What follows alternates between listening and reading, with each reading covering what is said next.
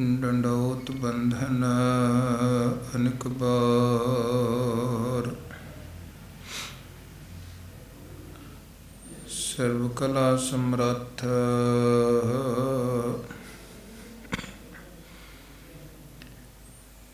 ਡੋਲਨ ਤੇ ਰਾਖੋ ਪ੍ਰਭੂ। ਡੋਲਨ ਤੇ ਰਾਖੋ ਪ੍ਰਭੂ।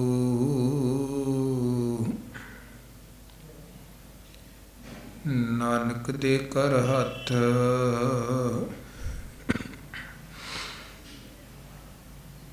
ਪਿੰਗਲ ਪਰਬਤ ਪਾਰ ਪਰਹਿ। ਖਲ ਚਤੁਰਬ ਕੀਤਾ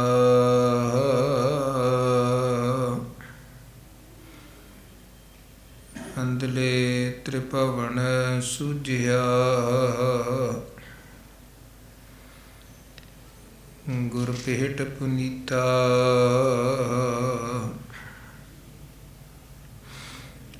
ਅੰਧਲੇ ਤ੍ਰਿਭਵਨ ਸੁਝਿਆ।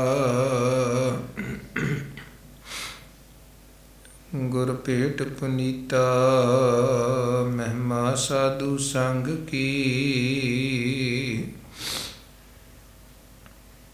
ਮਹਿਮਾ ਸਾਧੂ ਸੰਗ ਕੀ।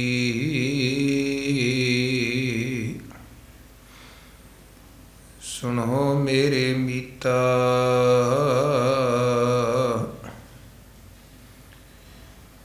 ਮੈਲ ਕੋਈ ਕੋਟ ਅਗਹਰੇ। ਨਿਰਮਲ ਭਏ ਚੀਤਾ ਮਹਿਮਾ ਸਾਧੂ ਸੰਗ ਕੀ। ਸੁਣੋ ਮੇਰੇ ਮੀਤਾ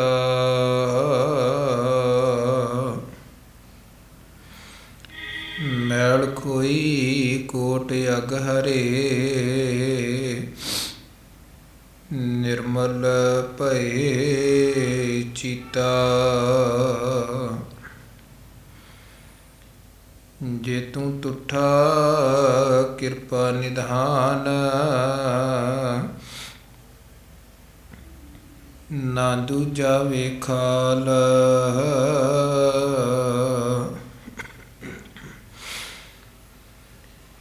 ਇਹਾ ਪਾਈ ਮੂੰਹ ਦਾਤੜੀ। ਨਿਤ ਹਿਰਦੈ ਰੱਖਾਂ ਸੰਭਾਲ। ਇਹਾ ਪਾਈ ਮੂੰਹ ਦਾਤੜੀ। ਨਿਤ ਹਿਰਦੈ ਰੱਖਾਂ ਸੰਭਾਲ। ਤੇਰੇ ਕਵਨ ਕਵਨ ਗੁਣ ਕਹਿ ਗਾਵਾਂ। ਤੂੰ ਸਾਹਿਬ ਗੁਣੀ ਨਿਧਾਨਾ। ਤੁਮਰੀ ਮਹਿਮਾ ਵਰਨ ਨਾ ਸਕੂੰ। ਤੂੰ ਠਾਕੁਰ ਊਚ ਭਗਵਾਨਾ। ਤੁਮਰੀ ਮਹਿਮਾ ਵਰਨ ਨ ਸਕੂੰ। ਤੂੰ ਠਾਕੁਰ ਊਚ ਭਗਵਾਨਾ।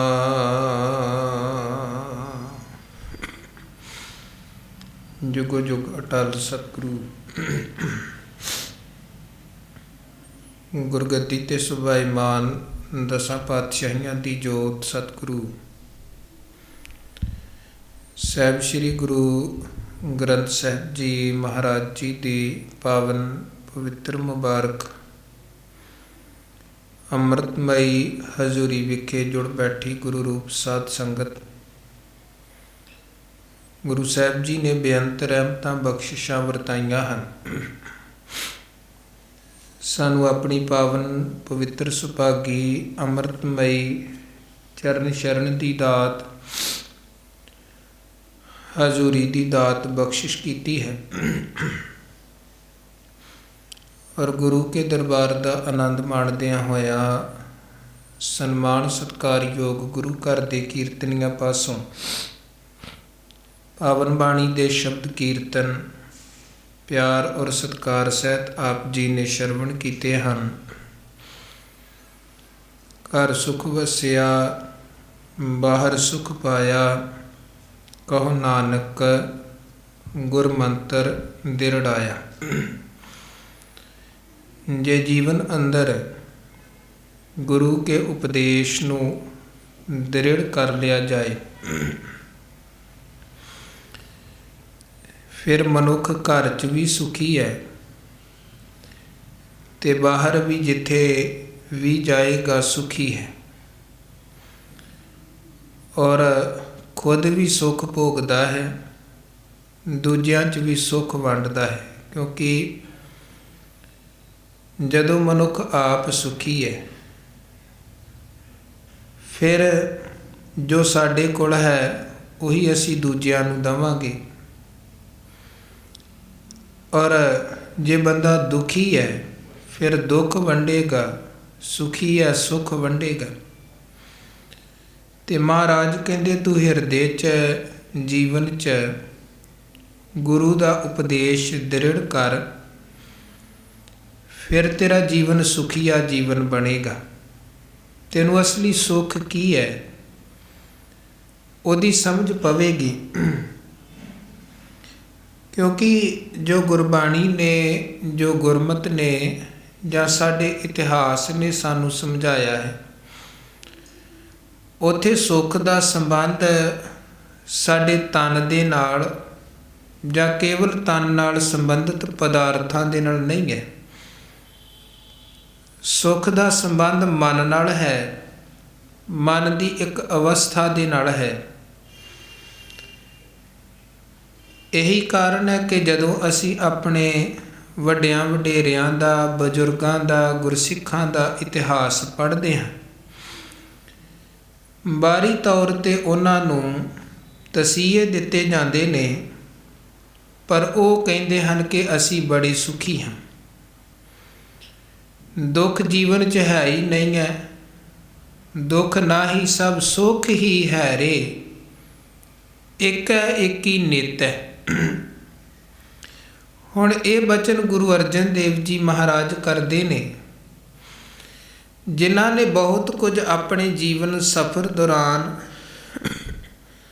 ਜਾਂ ਅਖੀਰਲੇ ਸਮੇਂ ਆਪਣੇ ਪਿੰਡੇ 'ਤੇ ਹੰਢਾਇਆ, ਤਸ਼ੱਦਦ ਬਰਦਾਸ਼ਤ ਕੀਤੇ।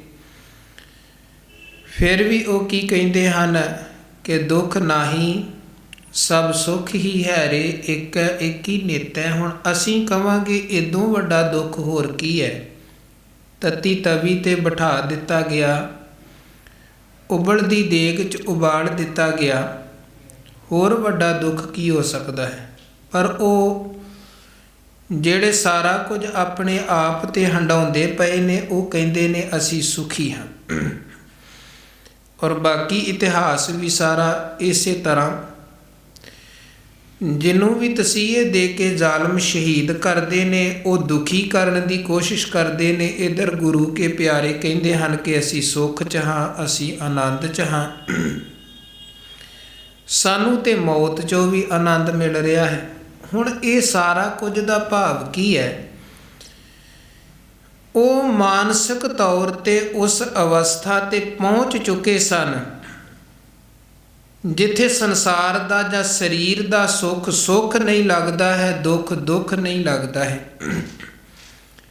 ਜਿਹੜੀ ਅਵਸਥਾ ਹੈ ਤੇਰਾ ਕੀਆ ਮੀਠਾ ਲੱਗੈ, ਹਰ ਨਾਮ ਪਦਾਰਥ ਨਾਨਕ ਮੰਗੈ। ਔਰ ਇਹ ਅਵਸਥਾ ਮੂਲ ਰੂਪ ਦੇ ਵਿੱਚ ਬਣਦੀ ਕਿਵੇਂ ਹੈ? ਕਹੋ ਨਾਨਕ ਗੁਰ ਮੰਤਰ ਦਿਰੜਾਇਆ। ਜਦੋਂ ਜੀਵਨ 'ਚ ਗੁਰੂ ਦਾ ਉਪਦੇਸ਼ ਦ੍ਰਿੜ ਕਰਾਂਗੇ, ਗੁਰੂ ਨੂੰ ਅੰਦਰ ਵਸਾਉਣਾ, ਗੁਰੂ ਦੇ ਉਪਦੇਸ਼ ਨੂੰ ਅੰਦਰ ਵਸਾਉਣਾ ਹੀ ਇਸ ਸਫਲਤਾ ਦੀ ਕੁੰਜੀ ਹੈ। ਸੋ ਇਹ ਸ਼ਬਦ ਆਪ ਜੀ ਨੇ ਕੀਰਤਨ ਰੂਪ 'ਚ ਸ਼ਰਵਣ ਕੀਤਾ ਹੈ। ਉਪਰੰਤ ਆਓ ਕਬੀਰ ਸਾਹਿਬ ਜੀ ਦੇ ਪਾਵਨ ਪਵਿੱਤਰ ਬਚਨਾਂ ਦੀ ਵਿਚਾਰ ਦੀ ਸਾਂਝ ਪਾਈਏ। ਗੁਰੂ ਫਤਿਹ ਪ੍ਰਵਾਨ ਕਰੋ। ਆਖੋ ਜੀ ਵਾਹਿਗੁਰੂ ਜੀ ਕਾ ਖਾਲਸਾ, ਵਾਹਿਗੁਰੂ ਜੀ ਕੀ ਫਤਿਹ। ਭਗਤ ਕਬੀਰ ਜੀ ਵੀ ਆਪਣੇ ਪਾਵਨ ਪਵਿੱਤਰ ਸਲੋਕਾਂ ਦੇ ਰਾਹੀਂ ਸਾਨੂੰ ਜਿਉਣਾ ਸਿਖਾਉਂਦੇ ਨੇ। ਸਮੁੱਚੇ ਰੂਪ ਦੇ ਵਿੱਚ ਗੁਰੂ ਕੀ ਬਾਣੀ ਨੇ ਸਾਨੂੰ ਜਿਉਣਾ ਵੀ ਸਿਖਾਇਆ ਹੈ, ਮਰਨਾ ਵੀ ਸਿਖਾਇਆ ਹੈ, ਕਿਉਂਕਿ ਇਹ 3 ਪੜਾਅ ਹਨ ਜਿਨ੍ਹਾਂ 'ਚੋਂ ਹਰ ਇੱਕ ਨੂੰ ਗੁਜ਼ਰਨਾ ਪੈਂਦਾ ਹੈ। ਇੱਕ ਹੈ ਜਨਮ, ਇੱਕ ਹੈ ਜੀਵਨ, ਇੱਕ ਹੈ ਮੌਤ। ਹੁਣ ਜਨਮ ਸਾਡਾ ਹੋ ਗਿਆ, ਬੱਚੇ ਦਾ ਜਨਮ ਹੁੰਦਾ ਹੈ ਔਰ ਉਹਦੇ 'ਤੇ ਸਾਡਾ ਕੋਈ ਜ਼ੋਰ ਨਹੀਂ ਹੈ। ਉਦੋਂ ਬਾਅਦ ਜੀਵਨ ਆਰੰਭ ਹੁੰਦਾ, ਹਾਲਾਂਕਿ ਇੱਕ ਪੱਖ 'ਤੇ ਗੁਰੂ ਨੇ ਇਹ ਕਿਹਾ ਹੈ ਕਿ ਜ਼ੋਰ ਨਾ ਜੀਵਨ, ਮਰਨ ਨਾ ਜ਼ੋਰ। ਪਰ ਦੂਜੇ ਪੱਖ ਤੋਂ ਸਤਿਗੁਰੂ ਨੇ ਇਹ ਵੀ ਸਮਝਾਇਆ ਹੈ ਕਿ ਜੇ ਮਨੁੱਖ ਯਤਨ ਕਰੇ, ਗੁਰੂ ਦਾ ਸਹਾਰਾ ਲੈ ਕੇ ਚੱਲੇ, ਇਹ ਆਪਣੇ ਜੀਵਨ ਨੂੰ ਵੀ ਸਫਲ ਜੀਵਨ ਬਣਾ ਸਕਦਾ ਹੈ, ਇਹਦਾ ਮਰਨਾ ਵੀ ਸਫਲ ਮਰਨਾ ਬਣ ਸਕਦਾ ਹੈ। ਮਹਾਰਾਜ ਇੱਕ ਜਗ੍ਹਾ 'ਤੇ ਫਰਮਾਨ ਕਰਦੇ ਨੇ, ਇਹ ਜਗਤ ਮਮਤਾ ਮੂਆ ਜੀਵਨ ਕੀ ਬਿਧ ਨਾਹੀਂ।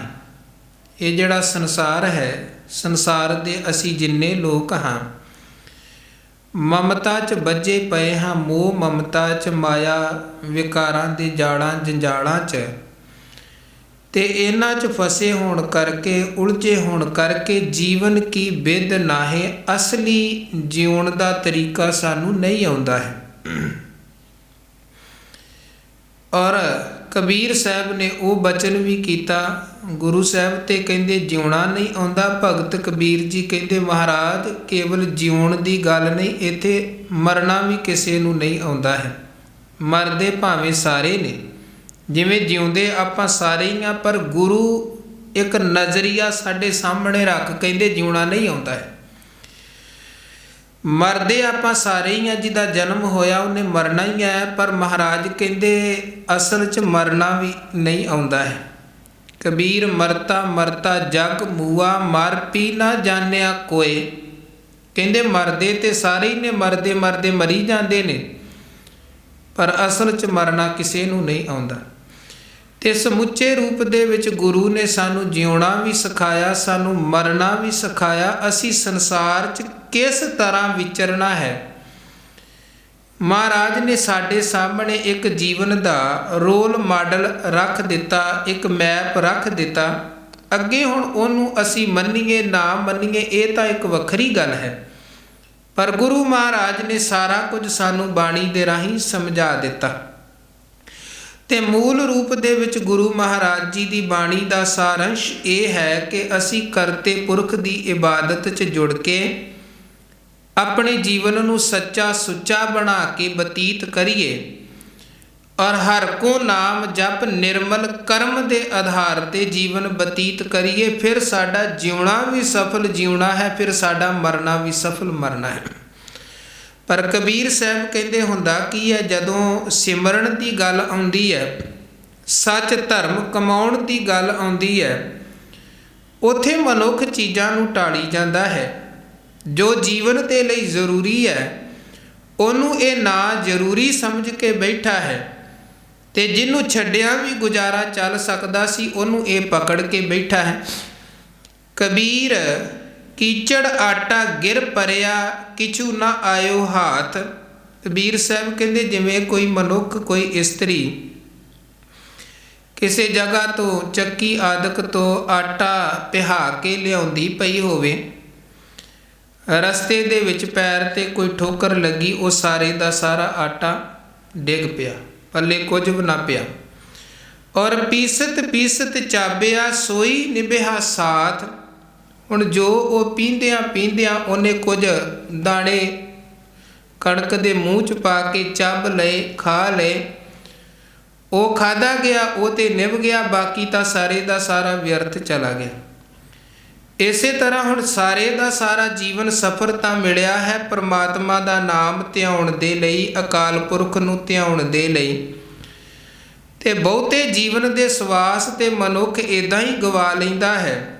ਹਾਂ, ਜਿਹੜੇ ਕੋਈ ਸਵਾਸ ਇਹ ਵਾਹਿਗੁਰੂ ਦਾ ਨਾਮ ਜਪਦਿਆਂ, ਕੋਈ ਸਵੇਰੇ ਆ ਗਿਆ, ਕੋਈ ਸ਼ਾਮੀ ਆ ਗਿਆ, ਜਾਂ ਕਿਸੇ ਵਕਤ ਆ ਗਿਆ, ਜਿਹੜੀਆਂ ਘੜੀਆਂ ਤਾਂ ਇਹਨੇ ਲੰਘਾ ਦਿੱਤੀਆਂ, ਬਤੀਤ ਕੀਤੀਆਂ ਗੁਰਸੰਗਤ ਦੇ ਵਿੱਚ, ਵਾਹਿਗੁਰੂ ਦੀ ਇਬਾਦਤ ਦੇ ਵਿੱਚ, ਪਰਮਾਤਮਾ ਦੀ ਭਗਤੀ ਦੇ ਵਿੱਚ, ਉਹ ਜੀਵਨ ਦਾ ਸਮਾਂ ਤਾਂ ਸਫਲ ਸਮਾਂ, ਸਕਾਰਥ ਸਮਾਂ ਬਣ ਗਿਆ। ਬਾਕੀ ਤਾਂ ਸਾਰੇ ਦਾ ਸਾਰਾ ਸਮਾਂ ਮਨੁੱਖ ਦਾ ਇੱਦਾਂ ਹੀ ਬਰਬਾਦ ਹੋ ਜਾਂਦਾ ਹੈ। ਹੁਣ ਕਬੀਰ ਸਾਹਿਬ ਕਹਿੰਦੇ ਇੱਕ ਤੇ ਹੈ ਕਿ ਕਿਸੇ ਅਣਜਾਣ ਨੂੰ ਸਮਝਾਉਣਾ, ਜਿਹਨੂੰ ਪਤਾ ਨਹੀਂ ਹੈ ਉਹਨੂੰ ਅਸੀਂ ਸਮਝਾਈਏ ਭਾਈ ਕੰਮ ਇੱਦਾਂ ਕਰ। ਜਿਵੇਂ ਛੋਟਾ ਬੱਚਾ, ਸਾਨੂੰ ਪਤਾ ਹੁੰਦਾ ਇਹਨੂੰ ਇਹ ਚੀਜ਼ਾਂ ਮੈਨੇਜ ਕਰਨੀਆਂ ਨਹੀਂ ਆਉਂਦੀਆਂ, ਅਸੀਂ ਬੱਚੇ ਨੂੰ ਸਮਝਾਉਂਦੇ ਹਾਂ, ਕਈ ਵਾਰ ਆਪ ਨਾਲ ਹੋ ਕੇ ਕੰਮ ਕਰਨਾ ਪੈਂਦਾ ਹੈ ਤਾਂ ਕਿ ਬੱਚਾ ਸੁਚੱਜੇ ਤਰੀਕੇ ਦੇ ਨਾਲ, ਸੋਹਣੇ ਤਰੀਕੇ ਦੇ ਨਾਲ ਕਰੇ। ਪਰ ਜਿਹਨੂੰ ਸਾਰਾ ਕੁਝ ਪਤਾ ਵੀ ਹੋਵੇ ਤੇ ਬੰਦਾ ਫਿਰ ਵੀ ਕੰਮ ਤਰੀਕੇ ਦੇ ਨਾਲ ਨਾ ਕਰੇ ਤੇ ਫਿਰ ਉਹਦੇ ਨਾਲ ਕੌਣ ਹਮਦਰਦੀ ਕਰੇ। ਕਬੀਰ ਮਨ ਜਾਣੈ ਸਭ ਬਾਤ, ਜਾਣਤ ਹੀ ਔਗਣ ਕਰੇ। ਹੁਣ ਕਬੀਰ ਸਾਹਿਬ ਕਹਿੰਦੇ ਇਹ ਮਨ ਬੜਾ ਚਲਾਕ ਹੈ, ਸਾਰਾ ਕੁਝ ਜਾਣਦਾ ਹੈ, ਜਾਣਨ ਦੇ ਬਾਵਜੂਦ ਵੀ ਅਵਗੁਣ ਕਮਾਉਂਦਾ, ਗੁਨਾਹ ਕਮਾਉਂਦਾ ਹੈ। ਇਹ ਨਹੀਂ ਹੈ ਕਿ ਇਹਨੂੰ ਪਤਾ ਨਹੀਂ ਹੈ ਕਿ ਆਹ ਕੰਮ ਭਲਾ ਹੈ, ਆਹ ਕੰਮ ਬੁਰਾ ਹੈ, ਕੀ ਸੱਚ ਹੈ ਕੀ ਝੂਠ ਹੈ। ਜਦੋਂ ਬੰਦਾ ਬੇਈਮਾਨੀ ਕਰਦਾ, ਕੋਈ ਰਿਸ਼ਵਤ ਲੈਂਦਾ ਪਿਆ ਹੈ, ਕਿ ਉਹਨੂੰ ਪਤਾ ਨਹੀਂ ਹੈ ਕਿ ਰਿਸ਼ਵਤ ਲੈਣਾ ਮਾੜਾ ਕੰਮ ਹੈ। ਕਈ ਵਾਰ ਕੁਝ ਪੈਸਿਆਂ ਦੇ ਲਾਲਚ ਕਰਕੇ ਬੰਦਾ ਆਪਣੀ ਜ਼ਿੰਦਗੀ ਭਰ ਦੀ ਰੋਜੀ ਦੇ ਉੱਤੇ ਵੀ ਲੱਤ ਮਾਰ ਬੈਂਦਾ ਹੈ, ਕੁਝ ਮਾਮੂਲੀ ਰਿਸ਼ਵਤ ਕਰਕੇ, ਕਿ ਉਹਨੂੰ ਪਤਾ ਨਹੀਂ ਸੀ ਕਿ ਇਹ ਕੰਮ ਗਲਤ ਹੈ ਪਰ ਫਿਰ ਵੀ ਕਰ ਰਿਹਾ ਹੈ। ਮਨ ਜਾਣਤ ਸਭ ਬਾਤ, ਜਾਣਤ ਹੀ ਅਵਗਣ ਕਰੈ। ਕਿੰਨੀਆਂ ਘਟਨਾਵਾਂ ਆਪਾਂ ਵੇਖਦੇ ਹਾਂ ਜਦੋਂ ਵਾਪਰ ਗਈਆਂ, ਪਿੱਛੋਂ ਜਦੋਂ ਉਹਨਾਂ ਦੇ ਨਤੀਜੇ ਸਾਹਮਣੇ ਆਉਂਦੇ ਨੇ, ਫਿਰ ਬੰਦਾ ਬੜਾ ਪਛਤਾਉਂਦਾ ਹੈ ਕਿ ਮੈਂ ਇੱਦਾਂ ਕਿਉਂ ਕਰ ਬੈਠਾ। ਅਸਲ ਦੇ ਵਿੱਚ ਉਹ ਕੁਝ ਸਮੇਂ ਦੇ ਵਲਵਲੇ ਤੇ ਵੇਗ ਐਸੇ ਹੁੰਦੇ ਹਨ, ਵਿਕਾਰਾਂ ਦੇ ਜਾਣਦਿਆਂ ਹੋਇਆਂ ਵੀ ਬੰਦਾ ਅਣਜਾਣ ਬਣ ਜਾਂਦਾ ਹੈ। ਉਹ ਭਾਵੇਂ ਕਾਮ, ਕ੍ਰੋਧ, ਲੋਭ, ਮੋਹ, ਅਹੰਕਾਰ, ਕੋਈ ਵੀ ਵਿਕਾਰ ਕਿਸੇ ਅਧੀਨ ਵੀ ਬੰਦਾ ਹੋਵੇ। ਹੁਣ ਕ੍ਰੋਧੀ ਬੰਦਾ ਹੈ, ਗੁੱਸੇ 'ਚ ਆਇਆ, ਕਿਸੇ ਤੇ ਹਮਲਾ ਕਰਕੇ ਉਹਦਾ ਨੁਕਸਾਨ ਕਰ ਦਿੰਦਾ ਹੈ, ਬਾਅਦ 'ਚ ਉਹਦਾ ਨਤੀਜਾ ਇਹਨੂੰ ਖੁਦ ਭੋਗਣਾ ਪੈਂਦਾ ਹੈ। ਕੇਵਲ ਗੱਲ ਉਹਦੀ ਨਹੀਂ, ਇਹਨੂੰ ਵੀ ਭੋਗਣਾ ਪੈਂਦਾ ਹੈ ਕਿ ਪਹਿਲਾਂ ਨਹੀਂ ਸੀ ਪਤਾ ਕਿ ਇਸ ਘਟਨਾ ਦਾ ਅੱਗੇ ਕੋਈ ਭਿਆਨਕ ਨਤੀਜਾ ਨਿਕਲ ਸਕਦਾ ਹੈ। ਮਹਾਰਾਜ ਨੇ ਕਾਮ ਦੀ ਉਦਾਹਰਣ ਵੀ ਦਿੱਤੀ ਹੈ ਕਿ ਵਾਸ਼ਨਾ 'ਚ ਅੰਨਾ ਹੋਇਆ ਬੰਦਾ ਗਲਤ ਕੰਮ, ਕੁਕਰਮ ਕਰ ਦਿੰਦਾ ਹੈ, ਪਰ ਉਦੋਂ ਬਾਅਦ ਫਾਹੇ ਵੀ ਉਹਦੇ ਲਈ ਤਿਆਰ ਹਨ। ਨਿਮਕ ਕਾਮ ਸਵਾਦ ਕਾਰਨ, ਕੋਟ ਦਿਨਸ ਦੁੱਖ ਪਾਵੈ, ਘਰੀ ਮੋਹਤ ਰੰਗ ਮਾਣਈ, ਫਿਰ ਬਹੁਰ ਬਹੁਰ ਪਛਤਾਵੈ। ਹੁਣ ਇਹ ਪਤਾ ਨਹੀਂ ਸੀ ਕਿ ਇਹ ਜਿਹੜਾ ਕੰਮ ਮੈਂ ਕੁਕਰਮ ਕਰ ਰਿਹਾ ਹਾਂ, ਗੁਨਾਹ ਕਰ ਰਿਹਾ ਹਾਂ, ਮਾੜਾ ਹੈ, ਸਜ਼ਾ ਮਿਲੇਗੀ, ਸਭ ਪਤਾ ਸੀ, ਫਿਰ ਵੀ ਨਹੀਂ ਆਪਣੇ ਆਪ ਨੂੰ ਕਾਬੂ ਇਹਨੇ ਰੱਖਿਆ, ਗੁਨਾਹ ਕਰ ਦਿੱਤਾ। ਫਿਰ ਉਹਦਾ ਫਾਹਾ ਨਾਨਕ ਅਵਗੁਣ ਜੇਤੜੇ, ਤੇਤੇ ਗਲੀ ਜ਼ੰਜੀਰ। ਉਹ ਤਾਂ ਜਿੰਨੇ ਮਰਜ਼ੀ ਪੜਦੇ ਪਾ ਲਈਏ, ਕਰਮ ਤਾਂ ਇੱਕ ਨਾ ਇੱਕ ਦਿਨ ਪ੍ਰਗਟ ਹੁੰਦੇ ਹੀ ਹਨ। ਮਹਾਰਾਜ ਕਹਿੰਦੇ ਕਰਮ ਇੱਕ ਨਾ ਇੱਕ ਦਿਨ ਪ੍ਰਗਟ ਹੋਣੇ ਹਨ। ਬੇਸ਼ੱਕ ਤੂੰ ਜਿੰਨੇ ਅਨੇਕ ਪਰਦੇ ਮੈਂ ਕਮਾਵੈ ਵਿਕਾਰ, ਖਿਨ ਮੈਂ ਪ੍ਰਗਟ ਹੋਏ ਸੰਸਾਰ। ਜਿੰਨੇ ਮਰਜ਼ੀ ਪਰਦਿਆਂ 'ਚ ਪਾਪ ਕਮਾ ਲੈ, ਉਹ ਸੰਸਾਰ ਸਾਹਮਣੇ ਪ੍ਰਗਟ ਹੋ ਹੀ ਜਾਣੇ ਹਨ। ਔਰ ਅੱਗੇ ਚੱਲ ਕੇ ਮਹਾਰਾਜ ਇਹ ਬਚਨ ਵੀ ਕਰਦੇ ਹਨ ਕਿ ਧਰਮ ਰਾਏ ਜਬ ਲੇਖਾ ਮੰਗੈ, ਤਬ ਕੌਣ ਪਰਦਾ ਤੇਰਾ ਢਾਕੈ। ਜੇ ਇਥੋਂ ਵੀ ਤੂੰ ਬਚ ਗਿਆ ਤੇ ਅੱਗੇ ਮਤ ਸਮਝ ਕੇ ਮੈਂ ਉੱਥੇ ਕੋਈ ਪਰਦਾ ਪਾ ਲਵਾਂਗਾ, ਫਿਰ ਤਾਂ ਲੇਖਾ ਦੇਣਾ ਹੀ ਪੈਣਾ ਹੈ। ਸੋ ਕਬੀਰ ਜੀ ਕਹਿੰਦੇ ਮਨ ਜਾਣੈ ਸਭ ਬਾਤ, ਮਨ ਸਭ ਜਾਣਦਾ ਹੈ, ਜਾਣਤ ਹੀ ਅਵਗਣ ਕਰੈ, ਪਰ ਜਾਣਦਿਆਂ ਹੋਇਆਂ ਵੀ ਇਹ ਅਵਗੁਣ ਕਮਾ ਰਿਹਾ ਹੈ। ਕਾਹੇ ਕੀ ਕੁਸਲਾਤ, ਹਾਥ ਦੀਪ ਕੂਏ ਪਰੇ।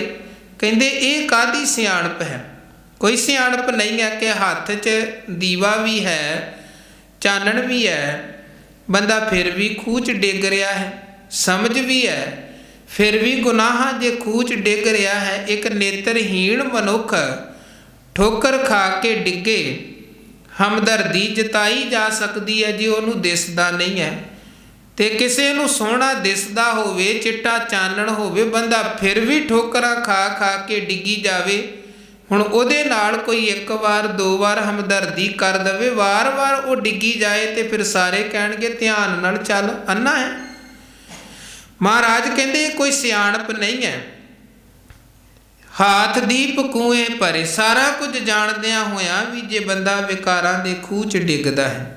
ਅੱਗੇ ਕਬੀਰ ਸਾਹਿਬ ਫਰਮਾਨ ਕਰਦੇ, ਕਬੀਰ ਲਾਗੀ ਪ੍ਰੀਤ ਸੁਜਾਨ ਸਿਉ ਵਰਜੈ ਲੋਕ ਅਜਾਣ। ਕਬੀਰ ਸਾਹਿਬ ਕਹਿੰਦੇ ਹੁਣ ਸਾਡੀ ਜੋ ਪ੍ਰੀਤ ਹੈ ਉਹ ਸੁਜਾਨ ਪਰਮਾਤਮਾ ਦੇ ਨਾਲ ਜੁੜ ਗਈ ਹੈ, ਪਰ ਅਜਾਣ ਲੋਕ ਵਰਜਦੇ ਹਨ, ਰੋਕਦੇ ਹਨ, ਜਿਨ੍ਹਾਂ ਨੂੰ ਸਮਝ ਨਹੀਂ ਹੈ ਕਿ ਪਰਮਾਤਮਾ ਦੀ ਪ੍ਰੀਤ ਦਾ ਕੀ ਸੁੱਖ ਹੈ। ਪ੍ਰਭ ਕੀ ਪ੍ਰੀਤ ਸਦਾ ਸੁਖ ਹੋਏ, ਪ੍ਰਭ ਕੀ ਪ੍ਰੀਤ ਦੁੱਖ ਲੱਗੈ ਨਾ ਕੋਏ। ਜਿਨ੍ਹਾਂ ਨੂੰ ਰੱਬੀ ਪ੍ਰੀਤ ਦੀ ਮਹਾਨਤਾ ਦਾ ਪਤਾ ਨਹੀਂ ਹੈ ਕਿ ਉਹ ਕਿੰਨੀ ਇੰਪੋਰਟੈਂਟ ਹੈ, ਕਿੰਨੀ ਜ਼ਰੂਰੀ ਹੈ ਉਹ ਵਾਹਿਗੁਰੂ ਦੀ ਪ੍ਰੀਤ। ਧੰਨ ਗੁਰੂ ਅਰਜਨ ਦੇਵ ਮਹਾਰਾਜ ਦੇ ਜਿਹੜੇ ਆਪਾਂ ਬਚਨ ਪੜ੍ਹਦੇ ਹਾਂ, ਔਖੀ ਘੜੀ ਨਾ ਦੇਖਣ ਦੇਈ ਆਪਣਾ ਬਿਰਦ ਸੰਭਾਲੇ, ਹਾਥ ਦੇ ਰਾਖੇ ਆਪਣੇ ਕੋ ਸਾਸ ਸਾਸ ਪ੍ਰਤ ਪਾਲੇ। ਮਹਾਰਾਜ ਕਹਿੰਦੇ ਵਾਹਿਗੁਰੂ ਆਪਣੇ ਪਿਆਰਿਆਂ ਨੂੰ ਔਖੀ ਘੜੀ ਨਹੀਂ ਵੇਖਣ ਦਿੰਦਾ, ਹਰ ਸਾਹ ਦੇ ਨਾਲ ਉਹਨਾਂ ਦੀ ਪਾਲਣਾ ਕਰਦਾ ਹੈ। ਪਰ ਹੁਣ ਉਹ ਪਾਲਣਾ ਕਰਦਾ ਕਿਹਨਾਂ ਦੀ ਹੈ? ਜਿਨ੍ਹਾਂ ਦਾ ਚਿੱਤ ਵਾਹਿਗੁਰੂ ਦੇ ਨਾਲ ਜੁੜ ਗਿਆ ਹੈ, ਜਿਨ੍ਹਾਂ ਦੀ ਪ੍ਰੀਤ ਪਰਮਾਤਮਾ ਦੇ ਨਾਲ ਜੁੜ ਗਈ ਹੈ। ਸਾਸ ਸਾਸ ਪ੍ਰਤ ਪਾਲੇ, ਪ੍ਰਭ ਸਿਉ ਲਾਗ ਰਹਿਓ ਮੇਰਾ ਚੀਤ, ਆਦ ਅੰਤ ਪ੍ਰਭ ਸਦਾ ਸਹਾਈ, ਧਨ ਹਮਾਰਾ ਮੀਤ। ਮਹਾਰਾਜ ਕਹਿੰਦੇ ਸਾਡੀ ਪ੍ਰੀਤ ਉਸ ਪਰਮਾਤਮਾ ਦੇ ਨਾਲ ਜੁੜ ਗਈ ਹੈ ਜਿਹੜਾ ਆਦ ਤੋਂ ਲੈ ਕੇ ਅੰਤ ਤੱਕ ਹਮੇਸ਼ਾ ਇਸ ਜੀਵਨ ਕਾਲ ਜੀਵਨ ਸਫਰ ਅੰਦਰ ਸਹਾਈ ਹੋਣ ਵਾਲਾ ਹੈ। ਹੁਣ ਕਬੀਰ ਸਾਹਿਬ ਕਹਿੰਦੇ ਉਸ ਵਾਹਿਗੁਰੂ ਦੇ ਨਾਲ ਪ੍ਰੀਤ ਜੁੜ ਗਈ, ਪਰ ਵਰਜਾ ਲੋਕ ਅਜਾਣ, ਅਜਾਣ ਲੋਕ ਸਾਨੂੰ ਵਰਜਦੇ ਹਨ ਕਿ ਕਬੀਰ ਜੀ ਤੁਸੀਂ ਇਹ ਕਿੱਧਰ ਰੱਬ ਦੇ ਨਾਲ ਸਾਂਝ ਪਾ ਕੇ ਬਹਿ ਗਏ, ਰੱਬ ਵਾਲੇ ਰਸਤੇ ਤੇ ਤੁਰ ਪਇਓ। ਕਿਉਂਕਿ ਮਾਇਆ ਧਾਰੀ ਦਾ ਆਪਣਾ ਜੀਵਨ ਜਿਉਣ ਦਾ ਤਰੀਕਾ ਹੈ, ਉਹਦੀ ਆਪਣੀ ਸੋਚ ਹੈ। ਤੇ ਕਬੀਰ ਸਾਹਿਬ ਰੱਬੀ ਰੰਗ ਦੇ ਵਿੱਚ ਰੰਗੀ ਹੋਈ ਉਹ ਰੂਹ, ਉਹ ਆਤਮਾ, ਜਿਨ੍ਹਾਂ ਨੂੰ ਲੋਕ ਸਮਝ ਨਹੀਂ ਪਾਏ, ਬਨਾਰਸ ਵਾਲੇ ਪੂਤਨਾ ਬਿਤਾਲਾ ਕਬੀਰ ਪਾਗਲ ਹੈ, ਬੌਰਾ ਹੈ, ਬਹੁਤ ਕੁਝ ਉਹਨਾਂ ਲੋਕਾਂ ਨੇ ਕਿਹਾ ਜਿਹਨੂੰ ਕਬੀਰ ਸਾਹਿਬ ਨੇ ਆਪ ਆਪਣੇ ਸ਼ਬਦਾਂ 'ਚ ਵਰਣਨ ਕੀਤਾ ਹੈ ਕਿ ਲੋਕ ਮੇਰੀ ਬੜੀ ਨਿੰਦਿਆ ਕਰਦੇ ਨੇ। ਇੱਕ ਵਾਰ ਕਹਿੰਦੇ ਕਬੀਰ ਸਾਹਿਬ ਦਾ ਪੁੱਤਰ ਗੰਗਾ ਦੇ ਘਾਟ ਤੇ ਵਿਚਰਦਾ ਪਿਆ ਸੀ ਤੇ ਕੋਈ ਪੰਡਤ ਤੇ ਉਹਦੇ ਕੋਲ ਕੁਝ ਬੰਦੇ ਬੈਠੇ, ਜਿਹੜਾ ਪੰਡਤ ਉਹਨਾਂ ਲੋਕਾਂ ਦੇ ਸਾਹਮਣੇ ਕਬੀਰ ਜੀ ਦੀਆਂ ਬੜੀਆਂ ਬੁਰਾਈਆਂ ਕਰੇ। ਕਬੀਰ ਜੀ ਦੇ ਪੁੱਤਰ ਨੇ ਸੁਣਿਆ, ਗੁੱਸਾ ਮਨ 'ਚ ਬੜਾ ਆਇਆ, ਪਰ ਕਿਉਂਕਿ ਕਬੀਰ ਸਾਹਿਬ ਹਮੇਸ਼ਾ ਸਮਝਾਉਂਦੇ ਸਨ ਕਿ ਸੰਜਮ 'ਚ ਰਹਿਣਾ ਹੈ, ਕੋਈ ਗੁੱਸੇ ਦੇ ਵਿੱਚ ਫੈਸਲਾ ਨਹੀਂ ਲੈਣਾ, ਸਹਿਜ ਦੇ ਨਾਲ ਸੋਚ ਕੇ ਹੀ ਕਰਮ ਕਰਨਾ ਹੈ। ਸੋ ਉਹਨੇ ਸੁਣ ਤੇ ਲਿਆ ਕਿ ਮੇਰੇ ਪਿਤਾ ਬਾਰੇ ਮਾੜਾ ਬੋਲਿਆ ਜਾ ਰਿਹਾ ਹੈ, ਪਰ ਕਿਹਾ ਕੁਝ ਨਾ। ਕਬੀਰ ਸਾਹਿਬ ਦੇ ਕੋਲ ਆ ਕੇ ਉਹ ਬੱਚਾ ਕਹਿਣ ਲੱਗਾ, ਜੀ ਇੱਦਾਂ ਉਹ ਵੇਖੋ ਪੰਡਤ ਕਿੱਦਾਂ ਤੁਹਾਡੇ ਬਾਰੇ ਬੁਰਾਈ ਕਰ ਰਿਹਾ ਹੈ। ਹੁਣ ਜੇ ਤੇ ਉਹ ਗੱਲਾਂ ਸੱਚੀਆਂ ਹੋਣ ਤਾਂ ਫਿਰ ਵੀ ਮੰਨਿਆ ਜਾਵੇ ਕਿ ਜੋ ਉਹ ਕਹਿ ਰਿਹਾ ਸੀ ਸੱਚ ਕਹਿ ਰਿਹਾ ਸੀ, ਪਰ ਪਿਤਾ ਜੀ ਜੋ ਉਹ ਕਹਿ ਰਿਹਾ ਸੀ ਬਿਲਕੁਲ ਝੂਠ, ਉਹ ਕੁਝ ਤੇ ਹੈ ਹੀ ਨਹੀਂ ਹੈ ਜੋ ਉਹ ਐਵੇਂ ਪ੍ਰਸਾਰਦਾ ਪਿਆ ਹੈ। ਤੇ ਕਬੀਰ ਸਾਹਿਬ ਨੇ ਜਦੋਂ ਸੁਣਿਆ ਤੇ ਸੁਣ ਕੇ ਕਹਿਣ ਲੱਗੇ, ਤੂੰ ਉਹਨੂੰ ਕੋਈ ਉੱਤਰ ਤਾਂ ਨਹੀਂ ਦਿੱਤਾ? ਉਹ ਕਹਿਣ ਲੱਗਾ, ਜੀ ਨਹੀਂ, ਮੈਂ ਜਵਾਬ ਕੋਈ ਨਹੀਂ ਦਿੱਤਾ। ਕਬੀਰ ਸਾਹਿਬ ਕਹਿਣ ਲੱਗੇ, ਸੁਣੀ ਜਾਣਾ ਪਰ ਉੱਤਰ ਕੋਈ ਨਾ ਦੇਣਾ, ਕੋਈ ਉੱਤਰ ਨਹੀਂ ਦੇਣਾ ਹੈ। ਦੂਜੇ ਦਿਨ ਉਹ ਬੱਚਾ ਫੇਰ ਗਿਆ, ਫੇਰ ਉਹ ਪੰਡਤ ਕੋਈ ਹੋਰ ਦੋ ਚਾਰ ਬੈਠੇ ਤੇ ਕਬੀਰ ਦੀਆਂ ਬੁਰਾਈਆਂ ਫੇਰ ਕਰੀ ਜਾਏ। ਕਿੰਨੇ ਦਿਨ ਉਹ ਸੁਣਦਾ ਰਿਹਾ, ਕਬੀਰ ਸਾਹਿਬ ਨੂੰ ਆ ਕੇ ਦੱਸਣਾ, ਤੇ ਕਬੀਰ ਸਾਹਿਬ ਨੇ ਕਹਿਣਾ ਕੋਈ ਨਾ, ਜੋ ਕਰਦਾ ਹੈ ਕਰਨ ਦੇ। ਇੱਕ ਦਿਨ ਉਹਨੇ ਪੁੱਛ ਹੀ ਲਿਆ ਕਿ ਪਿਤਾ ਜੀ ਉਹ ਤੁਹਾਡੀ ਇੰਨੀ ਨਿੰਦਿਆ ਕਰਦਾ ਹੈ, ਰੋਜ਼ ਰੋਜ਼ ਤੁਹਾਨੂੰ ਨਿੰਦਦਾ ਹੈ, ਜਿਹੜੇ ਕੰਮ ਤੁਸੀਂ ਨਹੀਂ ਕਰਦੇ ਹੋ ਉਹ ਵੀ ਕੰਮ ਤੁਹਾਡੇ ਸਿਰ ਮੜ ਕੇ ਤੇ ਤੁਹਾਨੂੰ ਉਹ ਨਿੰਦਦਾ ਤੇ ਭੰਡਦਾ ਪਿਆ ਹੈ, ਤੇ ਤੁਸੀਂ ਉਹਨੂੰ ਮਾੜਾ ਕਿਉਂ ਨਹੀਂ ਕਹਿੰਦੇ, ਨਾ ਕਹਿਣ ਦਿੰਦੇ ਹੋ।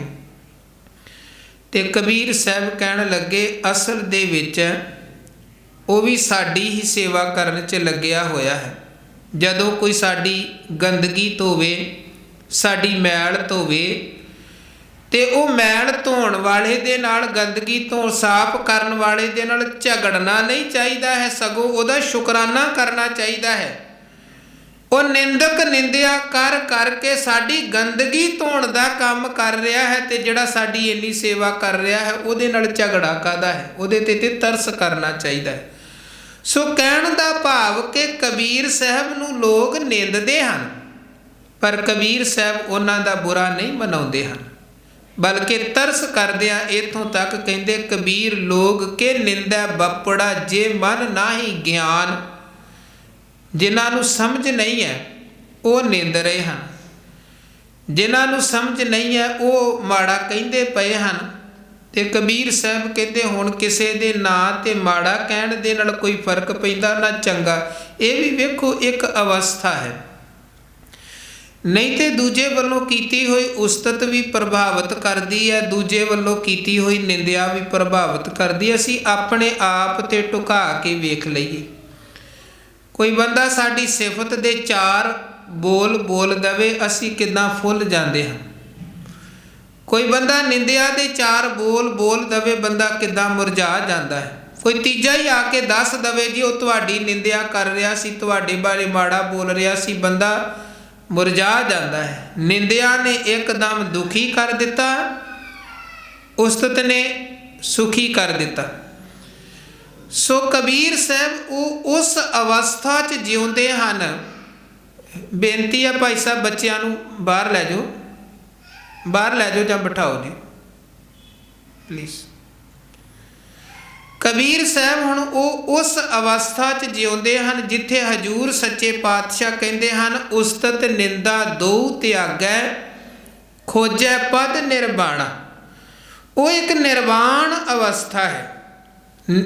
ਬਾਣ ਮਤਲਬ ਵਾਸ਼ਨਾ, ਨਿਰਵਾਣ ਮਤਲਬ ਵਾਸ਼ਨਾ ਰਹਿਤ, ਜਿੱਥੇ ਕੋਈ ਕਿਸੇ ਤਰ੍ਹਾਂ ਦੀ ਆਪਣੀ ਉਸਤਤ ਦੀ, ਆਪਣੀ ਵਡਿਆਈ ਦੀ, ਆਪਣੀ ਸ਼ੋਭਾ ਦੀ ਕੋਈ ਵਾਸ਼ਨਾ ਨਹੀਂ ਹੈ। ਕੋਈ ਭਲਾ ਕਹੋ ਭਾਵੇਂ ਬੁਰਾ ਕਹੋ, ਹਮ ਤਨ ਦਿਓ ਹੈ ਡਾਰ।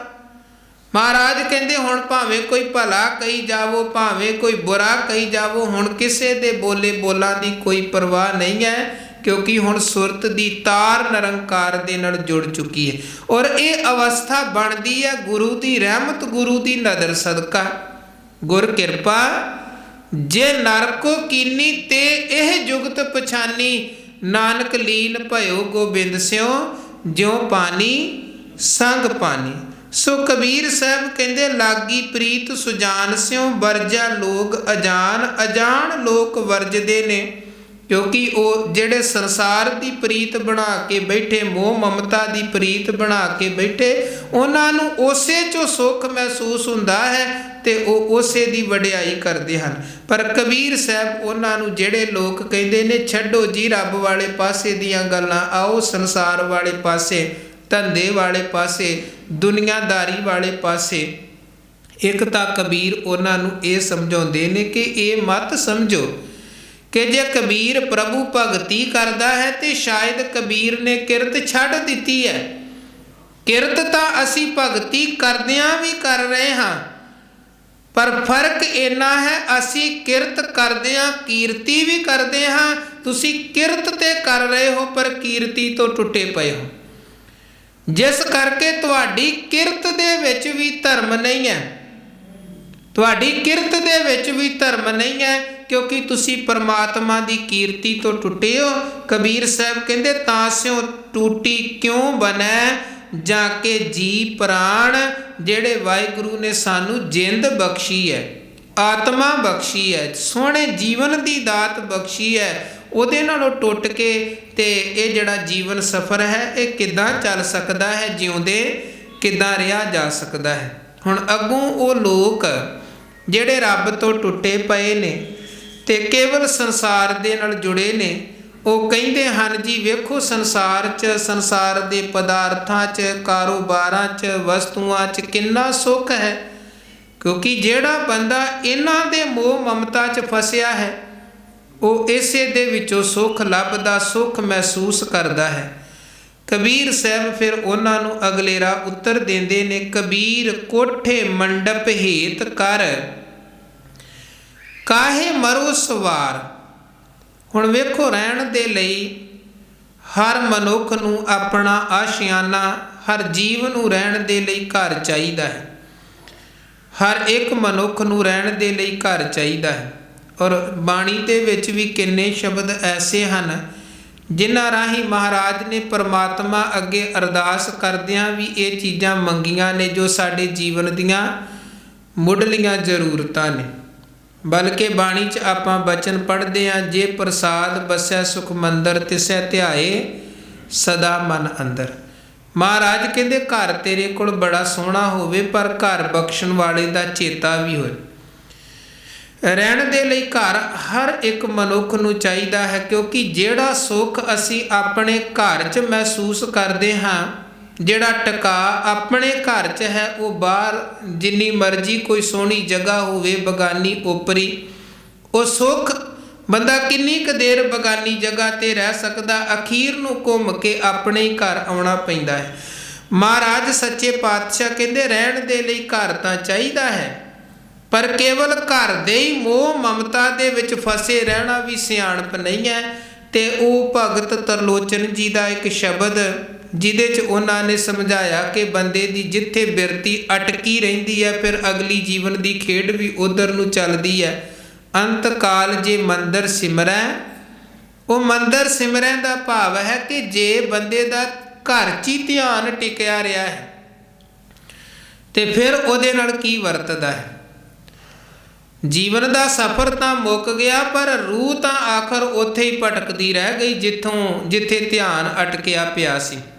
ਅੰਤ ਕਾਲ ਜੇ ਮੰਦਰ ਸਿਮਰੈ ਐਸੀ ਚਿੰਤਾ ਮੈਂ ਜੇ ਮਰੇ ਪ੍ਰੇਤ ਜੋਨ ਵੱਲ ਵੱਲ ਅਵਤਰੈ। ਉਹ ਤੇ ਹਜੂਰ ਕਹਿੰਦੇ ਇੱਦਾਂ ਸਮਝੋ ਕਿ ਫਿਰ ਪ੍ਰੇਤ ਦੀ ਜੋਨ ਦੇ ਵਿੱਚ ਭਟਕ ਕੇ ਤੇ ਇੱਦਾਂ ਫਿਰ ਸੁੰਨਸਾਨ ਇਮਾਰਤਾਂ 'ਚ ਹੀ ਭਟਕਦਾ ਰਹਿੰਦਾ ਹੈ, ਜਿਹਦਾ ਧਿਆਨ ਕੇਵਲ ਘਰ 'ਚ ਹੀ ਟਿਕਿਆ ਹੋਇਆ ਹੈ। ਉਸ ਸ਼ਬਦ ਦੇ ਰਾਹੀਂ ਵੀ ਮਹਾਰਾਜ ਦਾ ਸਮਝਾਉਣ ਦਾ ਮਕਸਦ ਇਹੀ ਹੈ ਕਿ ਪਰਮਾਤਮਾ ਨੂੰ ਸਿਮਰੋ ਅਤੇ ਪਰਮਾਤਮਾ 'ਚ ਇੱਕ ਮਿੱਕ ਹੋਵੋ। ਉਹਦੇ ਤੋਂ ਬਿਨਾਂ ਕਿਸੇ ਵੀ ਦੂਜੀ ਚੀਜ਼ ਦੇ ਵਿੱਚ ਜੇ ਸਾਡਾ ਧਿਆਨ ਟਿਕਿਆ ਰਹੇਗਾ ਤੇ ਅਸੀਂ ਆਪਣੀ ਮੰਜ਼ਿਲ ਤੱਕ ਨਹੀਂ ਪਹੁੰਚ ਸਕਦੇ ਹਾਂ। ਇਸੇ ਕਰਕੇ ਮਹਾਰਾਜ ਕਹਿੰਦੇ ਜੇ ਤੂੰ ਤੁੱਠਾ ਕਿਰਪਾ ਨਿਧਾਨ ਨਾ ਦੂਜਾ ਵੇਖਾਲ, ਇਹਾ ਪਾਈ ਮੂੰਹ ਦਾਤੜੀ ਨਿਤ ਹਿਰਦੈ ਰੱਖਾਂ ਸੰਭਾਲ। ਹੇ ਦਾਤਾ, ਜੇ ਤੂੰ ਤੁੱਠਾ ਹੈ ਨਾ ਦੂਜਾ ਵੇਖਾਲ, ਕਿਸੇ ਦੂਜੇ ਵਾਲੇ ਪਾਸੇ ਸਾਡੀ ਬਿਰਤੀ ਨਾ ਭਟਕੇ, ਇਹ ਦਾਤ ਸਾਡੀ ਝੋਲੀ 'ਚ ਪਾਵੋ ਕਿ ਕੇਵਲ ਇੱਕ ਨੂੰ ਹੀ ਅਸੀਂ ਆਪਣੇ ਹਿਰਦੇ 'ਚ ਸੰਭਾਲ ਕੇ ਰੱਖੀਏ। ਕਬੀਰ ਸਾਹਿਬ ਕਹਿੰਦੇ ਕੋਠੇ ਮੰਡਪ ਹੇਤ ਕਰ। ਹੇ ਭਾਈ, ਤੂੰ ਕੋਠੇ ਮੰਡਪ ਮਾੜੀਆਂ ਮਹਿਲ ਮਾੜੀਆਂ ਆਪਣੇ ਆਸ਼ਿਆਨਿਆਂ ਦੇ ਨਾਲ ਬੜਾ ਹੇਤ ਬਣਾ ਲਿਆ ਤੇ ਇਸੇ ਦੇ ਵਿੱਚ ਹੀ ਤੇਰੀ ਬਿਰਤੀ ਅਟਕੀ ਰਹੀ ਤੇ ਆਤਮਿਕ ਮੌਤ ਤੂੰ ਸਹੇੜ ਲਈ, ਆਤਮਿਕ ਮੌਤ 'ਤੇ ਮਰ ਗਿਆ। ਚਾਹੀਦਾ ਤੇ ਇਹ ਸੀ ਕਿ ਘਰ ਦੇਣ ਵਾਲੇ ਰੱਬ ਨੂੰ ਚੇਤੇ ਰੱਖਦਾ, ਗੁਰੂ ਨੂੰ ਚੇਤੇ ਰੱਖਦਾ, ਸ਼ੁਕਰ ਕਰਦਾ ਉਸ ਦਾਤੇ ਦਾ ਜਿਹਨੇ ਰਹਿਣ ਦੇ ਲਈ ਟਿਕਾਣਾ ਦਿੱਤਾ, ਜਿਉਣ ਦੇ ਲਈ ਜੀਵਨ ਦਿੱਤਾ, ਖਾਣ ਦੇ ਲਈ ਪਦਾਰਥ ਦਿੱਤੇ, ਪਹਿਨਣ ਦੇ ਲਈ ਬਸਤਰ ਦਿੱਤੇ। ਕਿੰਨਾ ਕੁਝ ਮਹਾਰਾਜ ਕਹਿੰਦੇ ਰੱਬ ਨੇ ਸਾਨੂੰ ਬਖਸ਼ਿਆ। ਰਮਈਆ ਕੇ ਗੁਣ ਚੇਤ ਪ੍ਰਾਣੀ, ਕਵਨ ਮੂਲ ਤੇ ਕਵਨ ਦ੍ਰਿਸ਼ਟਾਨੀ, ਜਿਨ ਤੂੰ ਸਾਜ ਸਵਾਰ ਸ਼ਿੰਗਾਰਿਆ, ਗਰਭ ਅਗਨ ਮੈਂ ਜਿਨੈ ਉਭਾਰਿਆ, ਬਾਰ ਬਵਸਥਾ ਤੁਝੈ ਪਿਆਰੇ ਦੂਧ, ਭਰ ਜੋਬਨ ਭੋਜਨ ਸੁਖ ਸੂਦ, ਬਿਰਧ ਭਇਆ ਉਪਰ ਸਾਕ ਸੈਨ, ਮੁਖ ਅਪਿਆਉ ਬੈਠ ਕੋ ਦੈਨ। ਕਿੰਨਾ ਕੁਝ ਦਾਤੇ ਨੇ ਬਖਸ਼ਿਆ। ਔਰ ਇੱਕ ਹੈ ਅਸੀਂ ਚੀਜ਼ਾਂ ਮੰਗਦੇ ਹਾਂ, ਵਾਹਿਗੁਰੂ ਜੀ ਆ ਦਾਤਾਂ ਸਾਡੀ ਝੋਲੀ 'ਚ ਪਾਵੋ, ਪਰ ਕਿੰਨੀਆਂ ਦਾਤਾਂ ਐਸੀਆਂ ਜਿਹੜੀਆਂ ਸਾਡੇ ਜੀਵਨ ਦੇ ਲਈ ਜ਼ਰੂਰੀ ਨੇ, ਅਸੀਂ ਮੰਗੀਆਂ ਵੀ ਨਾ, ਰੱਬ ਜੀ ਨੇ ਫਿਰ ਵੀ ਸਾਡੀ ਝੋਲੀ 'ਚ ਪਾ ਦਿੱਤੀਆਂ। ਇਹਨੂੰ ਹਜੂਰ ਕਹਿੰਦੇ ਅਣ ਮੰਗਿਆ ਦਾਨ ਦੇਵਣਾ ਸਭਨਾ ਹਾਂ ਜੀਆਂ। ਇੱਕ ਜਗ੍ਹਾ ਮਹਾਰਾਜ ਕਹਿੰਦੇ ਉਸ ਕਰਤੇ ਦੀ ਵੱਡੀ ਵਡਿਆਈ ਹੈ ਕਿ ਇੱਕ ਪਾਸੇ ਜੀਵਨ ਦੇ ਲਈ ਜ਼ਰੂਰੀ ਜ਼ਰੂਰਤਾਂ ਲੋੜਾਂ ਹੋਣ ਕਿਸੇ ਮਨੁੱਖ ਦੀਆਂ, ਉਹ ਮੰਗ ਰਿਹਾ ਹੋਵੇ ਤੇ ਕੋਈ ਉਹਦੇ ਉਲਟ ਵੀ ਕਹਿ ਰਿਹਾ ਹੋਵੇ ਕਿ ਰੱਬ ਜੀ ਆ ਦਾਤਾਂ ਆ ਸੁੱਖ ਇਹਨੂੰ ਨਾ ਬਖਸ਼ਿਓ, ਤੇ ਮਹਾਰਾਜ ਕਹਿੰਦੇ ਉਹ ਵੱਡੀ ਵਡਿਆਈ ਵੱਡੇ ਕੀ ਨਾ ਸੁਣਈ ਕਹਿਆ ਚੁਗਲਕਾ। ਵੱਡੀ ਵਡਿਆਈ ਵੱਡੇ ਕੀ ਅਣਮੰਗਿਆ ਦਾਨ ਦੇਵਣਾ। ਉਹ ਵੱਡੇ ਦੀ ਵੱਡੀ ਵਡਿਆਈ ਹੈ ਕਿ ਬਿਨਾਂ ਮੰਗਿਆ ਵੀ ਉਹ ਸਾਡੀ ਝੋਲੀ ਦੇ ਵਿੱਚ ਦਾਤਾਂ ਪਾਉਣ ਵਾਲਾ, ਤੇ ਉਹ ਦਾਤਾਂ ਜਿਨ੍ਹਾਂ ਤੋਂ ਬਿਨਾਂ ਸਾਡਾ ਜੀਵਨ ਚੱਲ ਹੀ ਨਹੀਂ ਸਕਦਾ। ਮਹਾਰਾਜ ਕਹਿੰਦੇ ਜਿਨ ਦੀਆ ਤੁਧ ਪਵਨ ਅਮੋਲਾ। ਕੀਮਤੀ ਹਵਾ ਵਾਹਿਗੁਰੂ ਨੇ ਦਿੱਤੀ, ਅਸੀਂ ਮੰਗੀ ਥੋੜ੍ਹਾ ਜੀ ਸਾਡੇ ਜਿਉਂਦੇ ਰਹਿਣ ਦੇ ਲਈ ਹਵਾ ਦੀ ਦਾਤ ਸਾਨੂੰ, ਬਲਕਿ ਬੰਦਾ ਜੀਵਨ ਸਾਰਾ ਬਤੀਤ ਕਰਕੇ ਹਵਾ ਦੇ ਸਹਾਰੇ ਚਲਿਆ ਜਾਂਦਾ ਹੈ, ਪਰ ਕਦੇ ਅਸੀਂ ਹਵਾ ਨਹੀਂ ਮੰਗਦੇ ਹਾਂ, ਕਦੇ ਅਸੀਂ ਪਾਣੀ ਨਹੀਂ ਮੰਗਦੇ ਹਾਂ। ਮਾਲਕ ਨੂੰ ਪਤਾ ਹੈ ਇਹ ਪੌਣ ਪਾਣੀ ਤੋਂ ਬਿਨਾਂ ਬੰਦਾ ਜਿਉਂਦਾ ਨਹੀਂ ਰਹਿ ਸਕਦਾ। ਉਹ ਚੀਜ਼ਾਂ ਮਾਲਕ ਨੇ ਸਾਡੇ ਮੰਗਣ ਤੋਂ ਬਿਨਾਂ ਸਾਨੂੰ ਬਖਸ਼ੀਆਂ ਨੇ। ਮਹਾਰਾਜ ਸੱਚੇ ਪਾਤਸ਼ਾਹ ਦਾ ਬਚਨ ਹੈ, ਕਹਿੰਦੇ ਜਿਨ ਦੀਆ ਤੁਧ ਪਵਨ ਅਮੋਲਾ, ਜਿਨ ਦੀਆ ਤੁਧ ਨੀਰ ਨਿਰਮੋਲਾ। ਅਮੋਲਕ ਨਿਰਮਲ ਸ਼ੀਤਲ ਜਲ ਦੀ ਜਿਹੜੇ ਵਾਹਿਗੁਰੂ ਨੇ ਦਾਤ ਬਖਸ਼ੀ ਉਹਦਾ ਸ਼ੁਕਰ ਕਰ। ਮਹਾਰਾਜ ਕਹਿੰਦੇ ਰਹਿਣ ਦੇ ਲਈ ਘਰ, ਖਾਣ ਦੇ ਲਈ, ਭੋਜਨ ਪਹਿਨਣ ਦੇ ਲਈ ਕੱਪੜੇ ਤੇ ਚਾਹੀਦੇ ਨੇ, ਮੰਗਦੇ ਹਾਂ ਮੰਗਣੇ ਵੀ ਚਾਹੀਦੇ ਹਨ। ਉਹ ਦਾਤਾ ਬਖਸ਼ਦਾ ਹੈ, ਅਸੀਂ ਆਪਣੀ ਝੋਲੀ 'ਚ ਉਹਦੀਆਂ ਦਾਤਾਂ ਪਵਾਉਣੀਆਂ ਵੀ ਹਨ, ਪਰ ਆਪਣਾ ਧਿਆਨ ਪਦਾਰਥਾਂ 'ਚ ਨਹੀਂ ਅਟਕਾਉਣਾ, ਆਪਣਾ ਧਿਆਨ ਪਰਮਾਤਮਾ 'ਚ ਜੋੜਨਾ ਹੈ, ਨਿਰੰਕਾਰ 'ਚ। ਇਹ ਜਿਹੜੀ ਸਾਡੀ ਬਿਰਤੀ ਹੈ ਨਾ ਕਿ ਦਾਤ ਪਿਆਰੀ ਵਿਸਰਿਆ ਦਾ ਤਾਰਾ, ਇਹੀ ਬਿਰਤੀ ਸਾਡੀ ਮਾੜੀ ਹੈ। ਕੀਤੇ ਕੋ ਮੇਰਾ ਸਮਾਨੈ ਕਰਨਹਾਰ ਤ੍ਰਿਣ ਜਾਣੈ। ਦਾਤਾਂ ਨੂੰ ਹੀ ਸਾਰਾ ਕੁਝ ਸਮਝ ਲੈਂਦੇ ਹਾਂ, ਦਾਤ ਦੇਣ ਵਾਲੇ ਦਾ ਚੇਤਾ ਹੀ ਨਹੀਂ ਰਹਿੰਦਾ ਹੈ। ਜਿਹਨੇ ਘਰ ਬਖਸ਼ਿਆ ਉਹਦਾ ਚੇਤਾ ਹੀ ਨਹੀਂ, ਤੇ ਬਸ ਘਰ ਦੇ ਵਿੱਚ ਹੀ ਚਿੱਤ ਅਟਕ ਗਿਆ। ਮਹਾਰਾਜ ਕਹਿੰਦੇ ਕਾਰਜ 3.5 ਹੱਥ ਘਣੀ ਕੇ ਪੌਣੇ 4। ਤੇਰੀ ਜ਼ਿੰਦਗੀ ਦੀ ਜਗ੍ਹਾ ਤੈਨੂੰ ਕਿੰਨੀ ਕੁ ਚਾਹੀਦੀ ਹੈ? ਤੂੰ ਤੇ ਲੋਭ ਲਾਲਚ ਫਸਿਆ ਹੋਇਆ, ਵੱਧ ਤੋਂ ਵੱਧ ਜਾਇਦਾਦਾਂ ਤੇ ਜ਼ਮੀਨਾਂ ਤੇ ਕਬਜ਼ੇ ਕਰਨਾ ਚਾਹੁੰਦਾ ਹੈ, ਪਰ ਤੇਰੇ ਜੀਵਨ ਦੀ ਖੇਡ ਕਿੰਨੀ ਕੁ ਹੈ? ਕਾਰਜ 3.5 ਹੱਥ ਵੱਧ ਤੋਂ ਵੱਧ, ਕੋਈ ਲੰਬਾ ਥੋੜਾ ਜਿਹਾ ਜ਼ਿਆਦਾ ਹੋਵੇਗਾ, ਉਹਨੂੰ ਥੋੜੀ ਜਿਹੀ ਹੋਰ ਜਗ੍ਹਾ ਚਾਹੀਦੀ, ਇਦੋਂ ਵੱਧ ਕਿੰਨੀ ਕੁ ਜਗ੍ਹਾ ਹੈ? ਪਰ ਨਹੀਂ, ਲਾਲਚ ਦੇ ਵਿੱਚ ਫਸਿਆ ਹੋਇਆ, ਲੋਭ ਦੇ ਵਿੱਚ ਫਸਿਆ ਹੋਇਆ ਮਨੁੱਖ ਅੱਗੇ ਤੋਂ ਅੱਗੇ ਜੀਵਨ ਦੀ ਇਹ ਦੌੜ, ਪਦਾਰਥਾਂ ਵਾਲੇ ਪਾਸੇ ਦੀ ਦੌੜ ਲਗਾਤਾਰ ਚਲਾਈ ਰੱਖਦਾ ਹੈ। ਤੇ ਇਹ ਜਿਹੜਾ ਲਾਲਚ ਬੰਦਾ ਮੁੱਕ ਜਾਂਦਾ ਹੈ, ਲਾਲਚ ਨਹੀਂ ਮੁੱਕਦਾ, ਵਾਸ਼ਨਾਵਾਂ ਨਹੀਂ ਮੁੱਕਦੀਆਂ। ਤ੍ਰਿਸ਼ਨਾ ਦੀ ਅੱਗ ਐਸੀ ਸਾਡੇ ਅੰਦਰ ਬਲ ਰਹੀ ਹੈ ਜੋ ਜੀਵਨ ਨੂੰ ਹੀ ਸਾੜ ਕੇ ਮੁਕਾ ਦਿੰਦੀ ਹੈ, ਪਰ ਇਹ ਅੱਗ ਨਹੀਂ ਬੁਝਦੀ ਹੈ। ਕੋਟ ਜੋਰੇ ਲੱਖ ਕਰੋਰੇ ਮਨ ਨਾ ਹੋਰੇ, ਪਰੇ ਪਰੇ ਹੀ ਕੋ ਲੂਜੀ ਹੈ।